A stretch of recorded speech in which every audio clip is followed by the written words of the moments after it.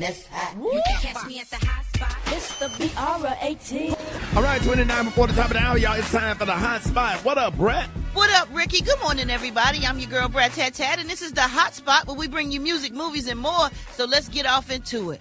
Well, y'all, Louisiana rapper Mystikal has pleaded guilty to third-degree rape charges in connection to a case which dates back to 2022. He now faces a maximum of 20 years in prison. Dang, what kind of plea was that to still get 20 years? I thought he was still locked up for another situation like that. Something like that, I think. I'm he not just got out. Sure. He just got out and did it again? Yeah. To a whole new person? No, the same one. I think, the same one, right? The case dates back to 2022. Well, that's why I'm not trying to be funny about this. Let her finish the story. She got some more. Oh, Mystikal's legal name is Michael Tyler, and he was arrested back in 2022 on rape and domestic abuse charges. The judge in the case ordered a pre-sentence investigation before the sentencing, which is set for June 16th. The plea deal reduced more serious charges, including first-degree rape and robbery, which could lead to a mandatory life sentence. Oh, my goodness. Mystikal also faced similar charges back in 2004 for sexually assaulting his hairstylist. So that's probably what you're talking about, Kay. He ended up spending 6 years behind bars and was labeled a registered sex offender. Like, that is crazy. You never expect the people that you came up in the game with to catch, like, a rape charge. Like, dude, you could Unbelievable. You could get any woman back in the day. Like, don't he sing, Jake? Watch yourself. Yeah. He told us to watch ourselves. Show me what you're working with. Watch yourself. Yeah, that's crazy.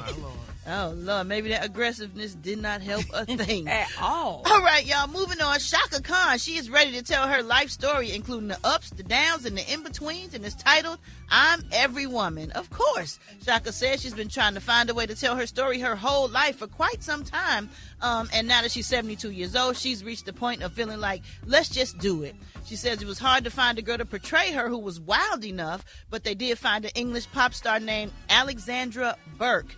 Now, Alexandra will recount Shaka's life from her upbringing on Chicago's South Side to her rise to fame. Now, Shaka's battle with drugs will also be portrayed in the musical. Most people try to stay away from that, but it is what it is. And if it's what you've been through, then you might as well talk about it and portray it, get it portrayed in the movie. Yeah. So while she was building her career, she's talking about behind the scenes when she was battling cocaine, heroin, alcohol, and prescription medication addictions. That is a lot. But Shaka says her innate resilience is what helped her navigate through those seasons, and she's just happy she made it through. I'm Every Woman will premiere in London on March 20th, and I'll let y'all know when it will be here in the States.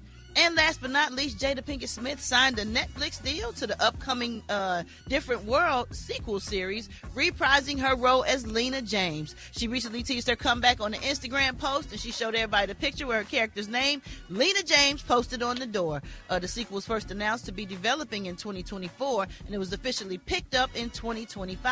Now, the new version is set at the fictional HBCU Hillman College, and will follow Deborah as she enters the freshman year at her parents' HBCU alma mater, and I think her parents are Dwayne Wade and Whitley, so I think it's their daughter, showing their daughter. But Jada's character first joined the original show during its 5th season.